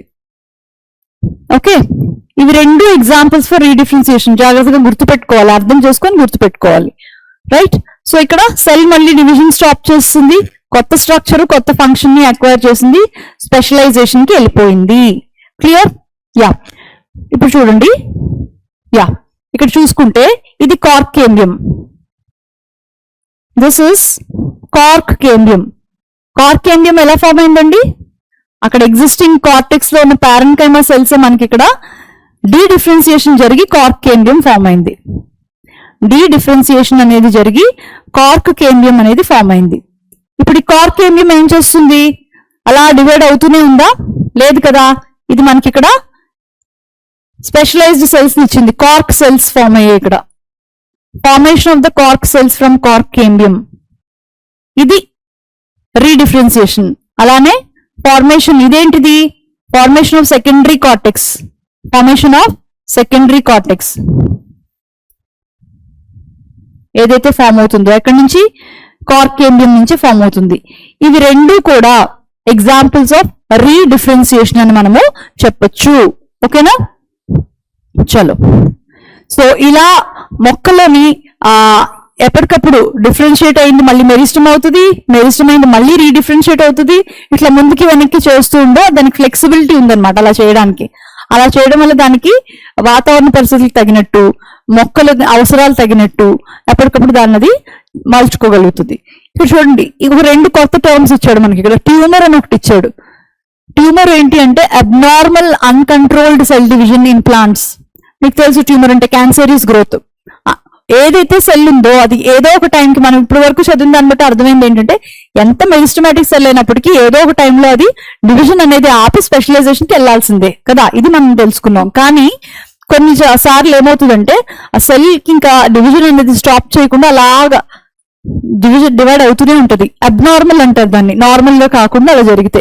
అలా అన్కంట్రోల్ సెల్ డివిజన్ జరగడం వల్ల మనకి ఒక మాస్ ఆఫ్ సెల్స్ అనేవి వస్తాయన్నమాట. దాన్నే మనము ట్యూమర్ అంటున్నాం. ఆ మాస్ ఆఫ్ సెల్స్ ఏవైతే వస్తాయో దాన్నే మనం ఏమంటున్నాము? ట్యూమర్ అని అంటున్నాము. అవునా కదా? రైట్, సో మనకి అగ్రోబాక్టీరియం చదివినప్పుడు వస్తుంది మళ్ళీ ఇది క్రౌన్ గాల్ డిసీజ్. కొన్ని డైకాట్ మొక్కల్లోని క్రౌన్ గాల్ డిసీజ్ అని ఉంటుందండి, వస్తుంది. అది దేని వల్ల వస్తుంది అంటే ఒక రకమైన బ్యాక్టీరియా వల్ల వస్తుంది. కొన్ని డైకాట్స్ లో ఒక రకమైన బ్యాక్టీరియా వల్ల క్రౌన్ గాల్ డిసీజ్ అని వస్తుంది.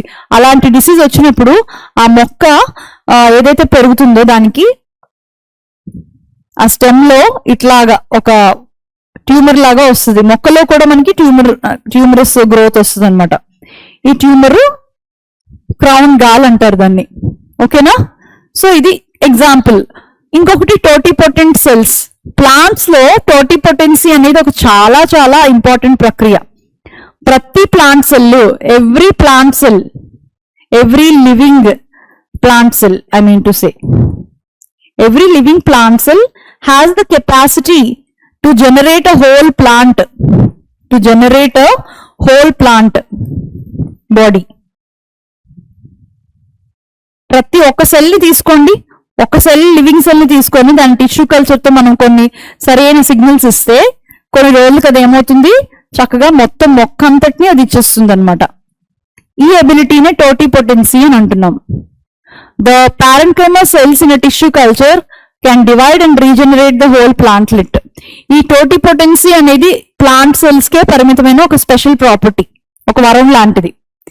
ఈ టోటిపోటెన్సీ అనే ప్రాపర్టీని ఉపయోగించుకొని మనం టిష్యూ కల్చర్ ల్యాబ్స్ లో ఒక చిన్న ప్యారెంకైమా సెల్, ఒక చిన్న బంగాళదుంప ముక్కను కానీ ఒక క్యారెట్ ముక్కను కానీ తీసుకొని దానికి కొన్ని హార్మోన్స్ సిగ్నల్స్ పంపించి డివైడ్ అవ్వు యాక్టివ్గా అని చెప్పి యాక్టివ్గా డివిజన్ అయ్యి ఒక మాస్ ఆఫ్ సెల్స్ ఫామ్ అయిన తర్వాత మళ్ళీ దాని నుంచి రూట్ ఫామ్ చెయ్యు, షూట్ ఫామ్ చెయ్యు అని మనం హార్మోన్స్ సిగ్నల్స్ పంపిస్తూ ఉంటే చక్కగా ఒక కొత్త మొక్క వచ్చేస్తుంది అనమాట.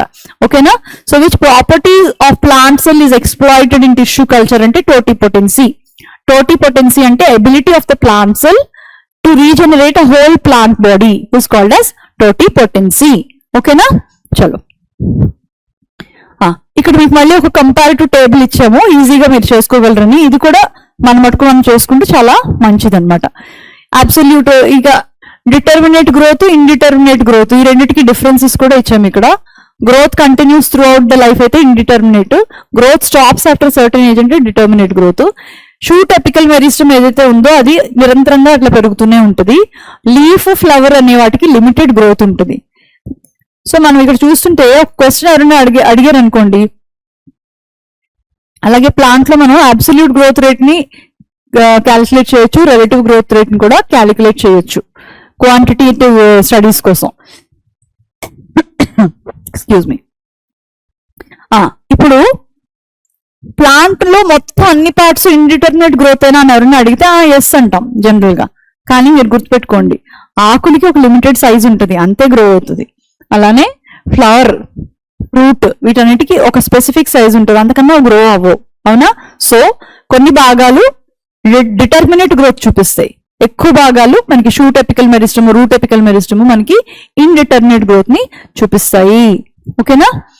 నెక్స్ట్, ప్లాంట్స్ లో open differentiation is also open. మనకు ఒక పారాగ్రాఫ్ ఇస్తాడు సింపుల్ గా, differentiation in plants is also open అని ఇస్తాడు. అంటే అర్థం ఏంటంటే ఒకే మెరిస్టమాటిక్ టిష్యూ నుంచి వచ్చిన సెల్స్ అయినప్పటికీ అవి రకరకాలుగా డిఫరెన్సియేషన్ జరుగుతాయి అని అంటున్నారు. అంటే ఇక్కడ మనకి మెరిస్టమాటిక్ టిష్యూ ఉంది, mass of actively dividing cells ఉన్నాయి.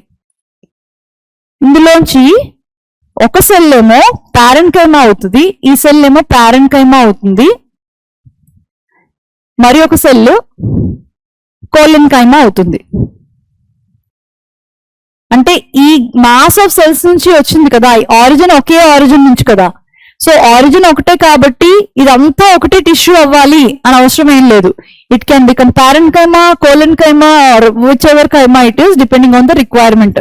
మొక్కకున్న నీడ్ బట్టి, దానికి ఈ టిష్యూకి అందుతున్న సిగ్నల్స్ ని బట్టి, హార్మోనల్ సిగ్నల్స్ ని బట్టి అది ఒకే ఆరిజిన్ నుంచి వచ్చిన రెండు సెల్స్ కూడా డాటర్ సెల్స్ ఏవైతే ఉన్నాయో ఒకటి పారెన్కైమా అవుతుంది, ఇంకోటి కోలెన్కైమా అవుతుంది. ఇలాంటి ఫ్లెక్సిబిలిటీనే మనము డిఫరెన్సియేషన్ ఈజ్ ఓపెన్ టైప్ అని చెప్తున్నాం. డిఫరెన్సియేషన్ ఈజ్ ఓపెన్ టైప్ అని చెప్తున్నాం. అయితే ఎవరు డిసైడ్ చేస్తారు అల్టిమేట్ గా ఇది పారెన్కైమా అవ్వాలి, ఇది కోలెన్కైమా అవ్వాలనే విషయాన్ని ఎవరు డిసైడ్ చేస్తారు? దానికి ఎలా తెలుస్తుంది, అర్థం అవుతుంది అంటే ఆ పొజిషన్ ఆఫ్ ద సెల్ అనేది ఇంపార్టెంట్. ఆ ఆర్గన్ లో ఆ లొకేషన్ ఆఫ్ ద ఇది ఎక్కడుంది, అవుటర్ సైడ్ ఉందా, ఇన్నర్ సైడ్ ఉందా, మధ్యలో ఉందా, location of the cell important. ఒకటి లొకేషన్ ఫ్యాక్టర్ అవుతుంది, ఇంకొకటి దానికి వచ్చిన సిగ్నల్స్, దాని చుట్టుపక్కల సెల్స్ నుంచి దానికి వచ్చిన సిగ్నల్స్. సో ఈ సిగ్నల్స్ బట్టి అది ఉన్న లొకేషన్ బట్టి అది ఏ టిష్యూ అవ్వాలి అన్నది డిసైడ్ అవుతుంది అనమాట. ఓకేనా? ఇలాంటి ఫ్లెక్సిబుల్ కైండ్ ఆఫ్ డెవలప్మెంట్ ఉండడం వల్ల మొక్కకి ఏమవుతుందంటే అడాప్టేషన్ కెపాసిటీ పెరుగుతుంది, రీజనరేషన్ కెపాసిటీ ఉంటుంది. అలాగా అడాప్టేషన్ కెపాసిటీ అంటే మారుతున్న పరిస్థితులు బట్టి అక్కడ మాది మార్పులు చేర్పులు చేసుకోగలదు అనమాట. ఓకే, ఇక్కడ ఓపెన్ డిఫరెన్సియేషన్ కి ఒక సింపుల్ ఎగ్జాంపుల్ ఇచ్చారు చూడండి. రూట్ ఎపికల్ మెరిస్టమ్ మనకు ఆల్రెడీ తెలుసు కదా, ఆల్రెడీ మనం మార్ఫాలజీ నుంచి చదువుతున్నాము. ఈ రూట్ ఎపికల్ మెరిస్టమ్ చూసినట్టయితే చూడండి, చివరికి ఉన్నాయి కదా సెల్స్, ఇదంతా ఎపికల్ మెరిస్టమ్ కదా, ఇదంతా మెరిస్టమ్. ఈ చివరకున్న సెల్స్ అన్ని కూడా మనకి ఎపిడర్మల్ సెల్స్ కింద వెళ్ళిపోతున్నాయి, ప్రోటోడర్మ్ ఫామ్ అవుతుంది. అవునా కాదా? ఒక మెరిస్టమాటిక్ టిష్యూ ఇలా ఉంటే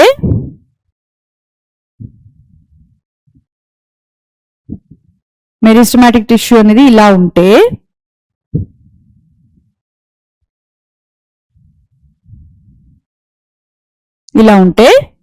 ఈ చివరి వైపు ఉన్నాయి కదండి సెల్స్, ఈ చివర్లో ఉన్న సెల్స్ అన్ని స్లోగా పెరిడర్మ్ కింద అంటే సారీ ప్రోటోడర్మ్ కింద మారిపోతాయి, అంటే ఎపిడర్మిస్ కింద మారిపోతాయి. ఈ మధ్యలో ఉన్న సెల్స్ ఉన్నాయి కదా, ఈ మధ్యలో ఉన్న సెల్స్ ఏమవుతున్నాయి, ఇవి కార్టెక్స్ సెల్స్ కింద మారుతున్నాయి. లొకేషన్ బట్టి దానికి ఆ సిగ్నల్ అందుతుంది, ఆ హార్మోన్ అందుతుంది, దాన్ని బట్టి కార్టెక్స్ కింద ఇవి మారిపోతున్నాయి. మరి మధ్యలో ఉన్న సెల్స్ ఏమవుతున్నాయి? మెరిస్టమ్ కి మధ్యలో ఉన్నాయి కదా సెల్స్, ఇది కదా మెరిస్టమ్, ఇదంతా మెరిస్టమాటిక్ టిష్యూనే కదా, 3 layers లో ఉన్నాయి ఇక్కడ, రైట్? ఈ మధ్యలో ఉన్నది ఏదైతే ఉందో ఇది మాత్రం వాస్కులర్ టిష్యూ కింద మారుతుంది. చూసారా ఎంత డిఫరెంట్ గా అయిపోయింది ఇక్కడ? వాస్కులర్ టిష్యూ, ఇది మాత్రం ఇట్లాగా వాస్కులర్ టిష్యూ అయిపోతుంది అనమాట. ఓకేనా? So location of the cell బట్టి మనకి ఇక్కడ ఏం జరిగిందండి? లొకేషన్ ఆఫ్ ద సెల్ బట్టి అవుటర్ లొకేషన్ లో ఉన్నది ఎపిడర్మల్ సెల్ కింద అయ్యింది, మధ్యలో ఉన్నది కార్టికల్ లేయర్ కింద మారింది, సారీ ఇది రెండిటికి మధ్యలో ఉన్నది, అన్నిటికన్నా కోర్ లో ఉన్నది వాస్కులర్ టిష్యూ కింద రూపాంతరం చెందింది. I mean to say differentiation జరిగింది. ఓకేనా? So location of the cell చాలా ఇంపార్టెంట్, ఆ సెల్ ఏ టిష్యూ కింద ఫ్యూచర్ లో మారుతుంది అన్నదానికి. ఓకేనా? రైట్, నెక్స్ట్ చూడండి. So the final fate of a cell, ఇక్కడ మెరిస్టమాటిక్ సెల్ ఒకటే, ఆరిజిన్ ఒకటే, 2 డాటర్ సెల్స్ వస్తే ఈ సెల్ ఫేట్ ఏంటి, ఈ సెల్ ఫేట్ ఏంటి అనేది ఎవరు డిసైడ్ చేస్తారు అంటే position of that cell in the organ, signals that it is receiving.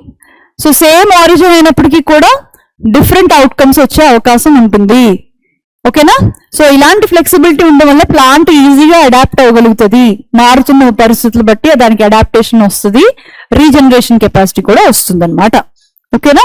చలో, so regeneration from injury, support continues growth మరియు ఎన్విరాన్మెంటల్ అడాప్టేషన్ కి అవకాశం ఇస్తుంది. రైట్, అర్థమైంది కదా? Next development in plant. Plant లో డెవలప్మెంట్ అంటే it's a combination of growth and differentiation. Combination of growth and differentiation మనం డెవలప్మెంట్ అంటున్నాం.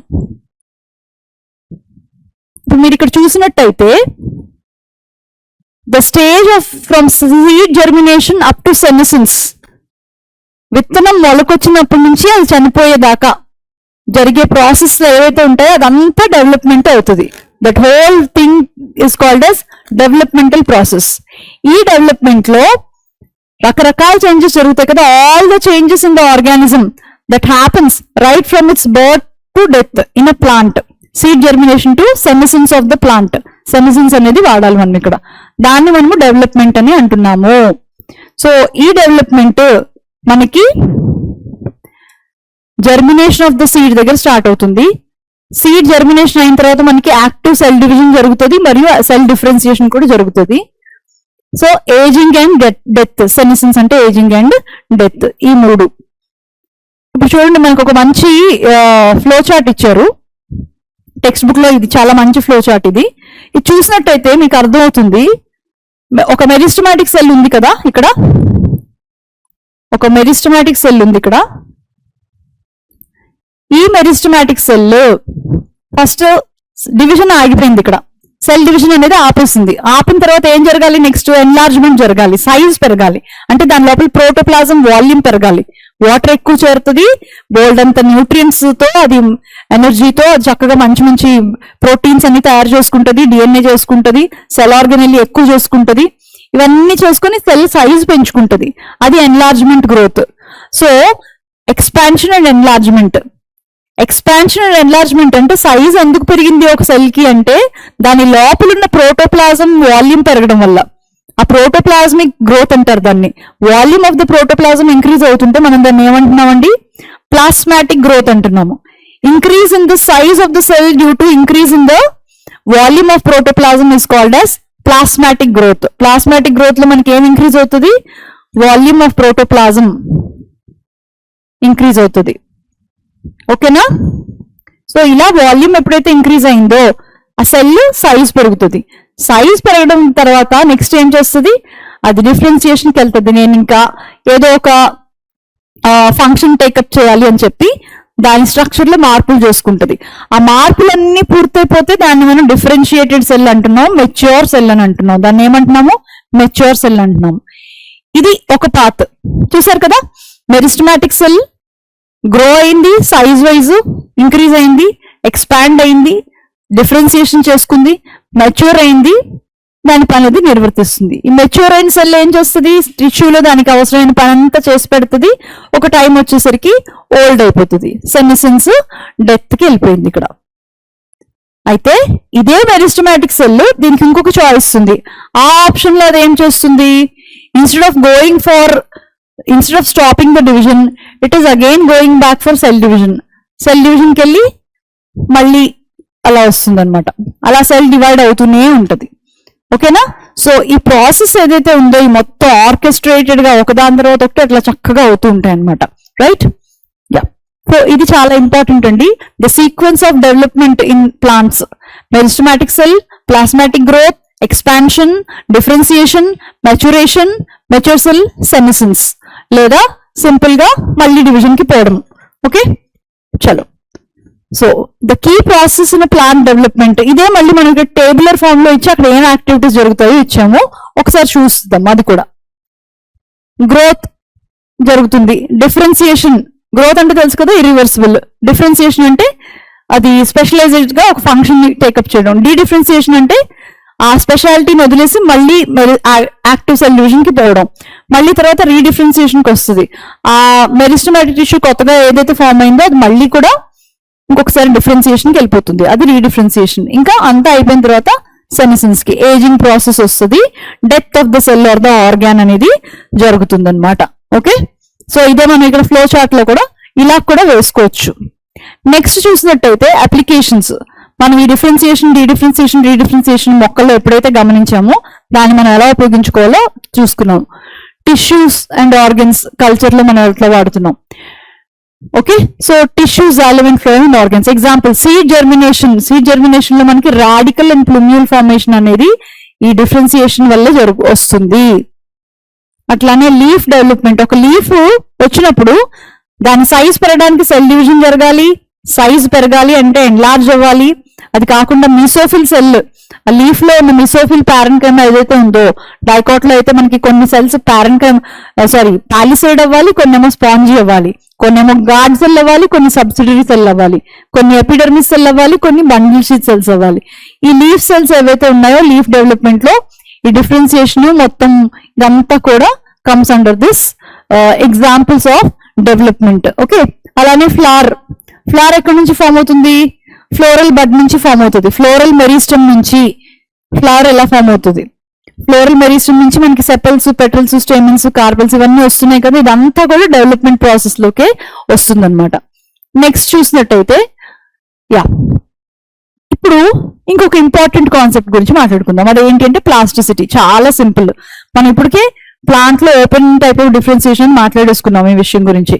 దానికి ఆ ఫ్లెక్సిబిలిటీ ఉంటుంది, వాతావరణ పరిస్థితి బట్టి, దాని వయసు బట్టి, లేకపోతే దానికి ఉన్న రిక్వైర్మెంట్ బట్టి ఆ సెల్ రకరకాల మార్పులు చేసుకోగలుగుతూ ఉంటుంది అనమాట. ఫిక్స్డ్ గా ఉండదు, రిజిడ్ గా ఉండదు. ఓకే, సో ఇప్పుడు ప్లాస్టిసిటీ అనేది ఒక కాన్సెప్ట్. ఈ కాన్సెప్ట్ లో మనం ఏం చూస్తాము అంటే ability of the plant cell to modify its morphology or structure in response to environment or developmental stage. చాలా సింపుల్. ఒక మొక్క తన భాగాలని తన చుట్టూ ఉన్న వాతావరణం తగినట్టు మార్చుకోగలగడం, లేదా అంటే తనకు ఉన్న దశ అంటే young one, mature stage, before reproduction, after reproduction, ఆ స్టేజ్ బట్టి, గ్రోత్ ఫేజ్ బట్టి కూడా దానికి కొన్ని మార్పులు చేసుకోవడం చేయగలిగితే దాన్ని మనం ప్లాస్టిసిటీ అంటున్నాం. Ability of a plant to exhibit morphological changes depending upon the surrounding environment, depending upon the hormonal signals it receives, or depending upon the necessity of the plant or developmental stage. Environment కానీ development stage కానీ ఆ phase బట్టి అలా చేస్తే, ఇలా చేయడం వల్ల ఈ ప్లాస్టిసిటీ అనే ప్రాపర్టీ ఉండడం వల్ల ప్లాంట్ కి అడాప్టబిలిటీ పెరుగుతుంది. ఎప్పుడైతే కొత్త వాతావరణం మార్పులు తగినట్టు అడాప్ట్ అవుతుందో, దాన్ని అది మలుచుకుంటుందో, దాని సర్వైవల్ ఎఫిషియన్సీ కూడా పెరుగుతుంది. అనమాట. సో హెటరోఫిలీ అనేది ప్లాస్టిసిటీకి ఒక ఎగ్జాంపుల్. హెటరోఫిలీ అంటే ప్లాస్టిసిటీకి ఒక ఎగ్జాంపుల్. What is హెటరోఫిలీ? పేరు బట్టి తెలుస్తుంది కదా. హెటరో అంటే డిఫరెంట్ టైప్స్, ఫిలీ అంటే లీఫ్, ఫిల్ అంటే లీఫ్ కదా. సో ఒకే మొక్కలో 2 రకాల ఆకులు ఉన్నట్టయితే ఆ కండిషన్ ని హెటరోఫిలీ అంటున్నాం. ఓకే, ఈ హెటరోఫిలీ మనకి డెవలప్మెంటల్ వల్ల స్టేజెస్ లో జరిగేవి కొన్ని మొక్కల్లో అయితే, ఎన్విరాన్మెంటల్ కండిషన్స్ వల్ల మరికొన్ని మొక్కల్లో జరుగుతుంది. ఓకే, సో కొన్ని మొక్కలు ప్రీ రిప్రొడక్టివ్ ఫేజ్ లో మనకి ఒక రకమైన ఆకులు వస్తాయి. ఇలా ఫ్లవరింగ్ వచ్చింది, ఫ్లవరింగ్ ఫ్రూటింగ్ ఇవన్నీ వచ్చిన తర్వాత అదే మొక్కలో మనం ఆకులు చూస్తే చాలా డిఫరెంట్ గా ఇలా ఉంటాయి అన్నమాట. ఇలా మారిపోయింది చూసారా. ఒకే మొక్క దాని ఎదుగుతున్న దశను బట్టి ఇక్కడ చూస్తే pre reproductive phase before the onset of flowering దాని ఆకు ఇలా ఉంది. పోస్ట్ రిప్రొడక్టివ్ ఫేజ్ అంటే ఫ్లవరింగ్ తర్వాత చూస్తే దాని ఆకులు ఈ విధంగా షేప్ మార్చేసుకున్నాయి. ఓకేనా. సో ఇలాంటి రకం మనం డెవలప్మెంటల్ హెట్రోఫిలీ అంటున్నాం.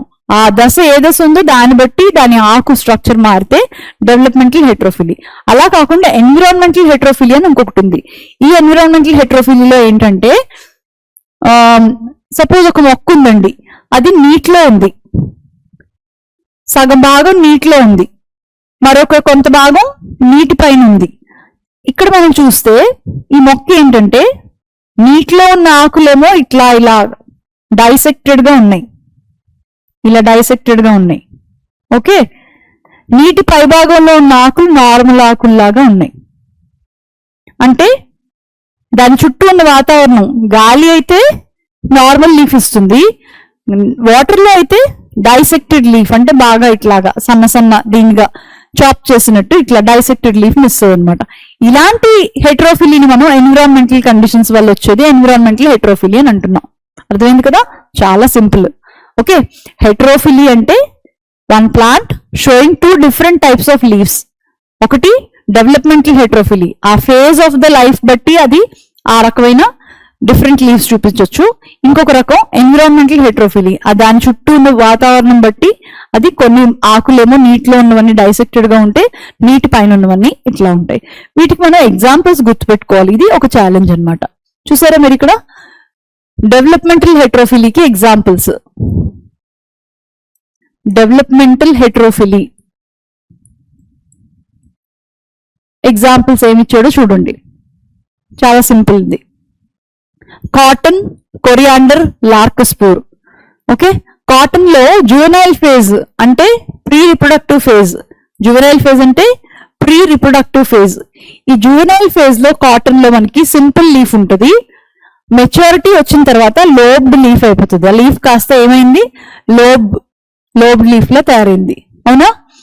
కొరియాండర్ తెలుసు కదా మీకు, ధనియాల మొక్క.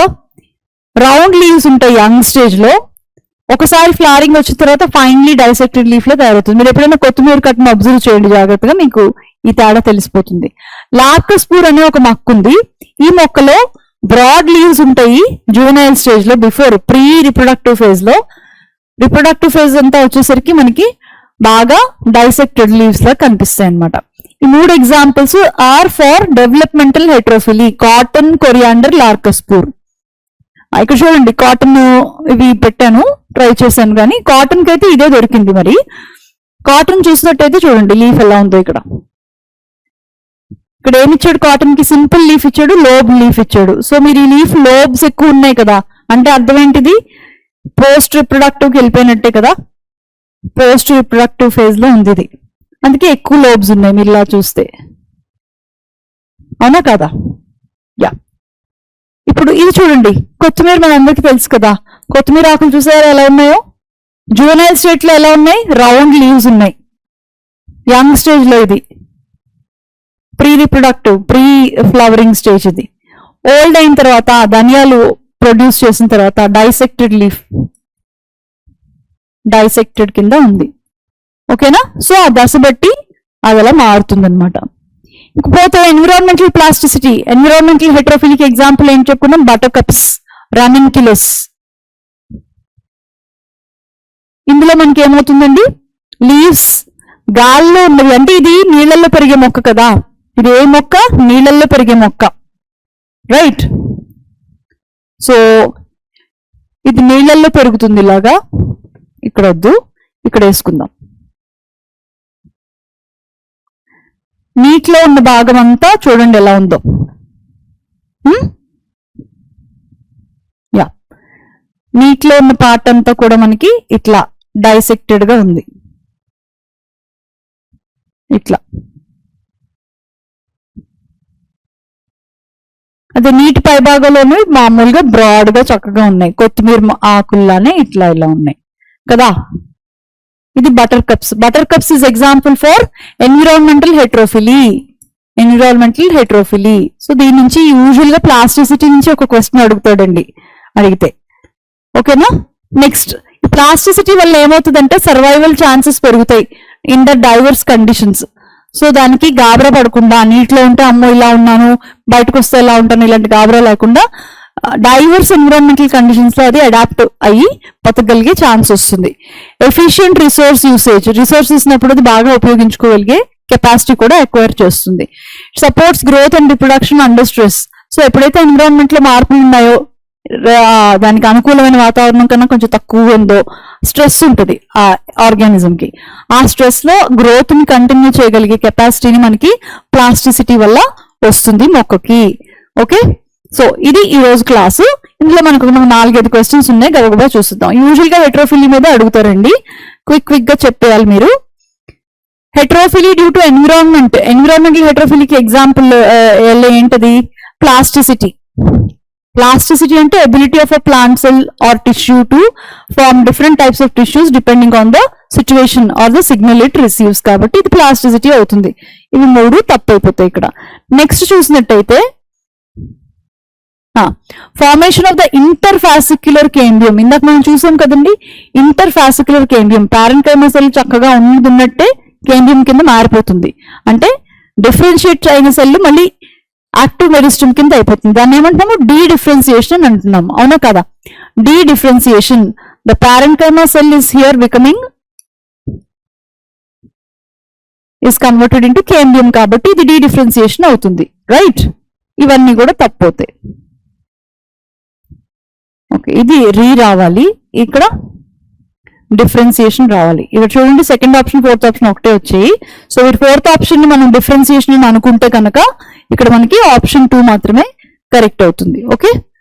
నెక్స్ట్ చూడండి, plant growth is generally indeterminate. Plant growth అనేది ఇండిటర్మినేట్ అంటే కొత్త సెల్స్ ఎప్పుడు అలాగా బాడీలోకి యాడ్ అవుతూనే ఉంటాయి, లైఫ్ లాంగ్ అది గ్రో అవుతూనే ఉంటుంది. So growth through out the life span ఏదైతే ఉందో దాన్ని మనం ఇండిటర్మినేట్ గ్రోత్ అని అంటున్నాం అనమాట. ఓకేనా. అది ఏ టిష్యూ వల్ల సాధ్యమవుతుంది? అది only meristematic tissue, actively dividing cells ఉండడం వల్లే ఇది సాధ్యమవుతుంది. ఇది మిగతా ఏ ప్రాసెస్ వల్ల కూడా కాదు. Okay, clear. ఇప్పుడు చూడండి మరి ఒక question. The living differentiated cell loss the capacity to divide and can regain the capacity of division under certain conditions. This phenomena is termed as. ఒక లివింగ్ డిఫరెన్షియేటెడ్ సెల్ అంటే parenchyma అని అనుకుందాం. Loss the capacity to divide, specialise అయింది కాబట్టి it is already lost. Can regain, మళ్ళీ regain చేసింది the capacity of division under certain circumstances. What is this called as? Dedifferentiation. అది ఏమవుతుంది? Dedifferentiation అనమాట. ఫస్ట్ టైం అది specialise tissue నుంచి meristematic వస్తే దాన్ని డీ డిఫరెన్సియేషన్ అంటున్నాం. సో ఇట్లాగా మనము ఇలా క్వశ్చన్ సింపుల్ గా చేసుకోవచ్చు అనమాట. సో ఈ రోజు మనము ఇక్కడ ఏమేమి చూసామండి? గ్రోత్ లో సంబంధించిన కొన్ని కాన్సెప్ట్స్ చూసాము. Absolute growth rate versus relative growth rate చూసాము. దాని తర్వాత ఇంకేం చూసాము మనము? కండిషన్స్ ఆఫ్ గ్రోత్ చూసాము. రిక్వైర్మెంట్స్ ఫర్ గ్రోత్, ఇక్కడ ఆక్సిజన్, వాటర్, గ్రావిటీ ఇవన్నీ చూసేసాము. దీని తర్వాత డెవలప్మెంట్ అనే కాన్సెప్ట్ లో మనము growth differentiation together will be development అనే విషయాన్ని తెలుసుకున్నాము. డెవలప్మెంటల్ పాత్ ఒక ఫ్లో చార్ట్ ఉంది, చాలా ఇంపార్టెంట్ ఆ ఫ్లో చార్ట్, దాన్ని అర్థం చేసుకోవడానికి ప్రయత్నించాము. ఇది కాకుండా differentiation, dedifferentiation and redifferentiation అనే కాన్సెప్ట్స్ ని కూడా మనము ఈరోజు క్లాస్ లో నేర్చుకున్నాము. Okay, so I hope it is మీ అందరికీ మంచిగానే అర్థమవుతుందని అనుకుంటున్నాను. ఒకసారి టెక్స్ట్ బుక్ చదవండి. ఓకే, చలో, that's all for today. Thank you everyone. Bye bye.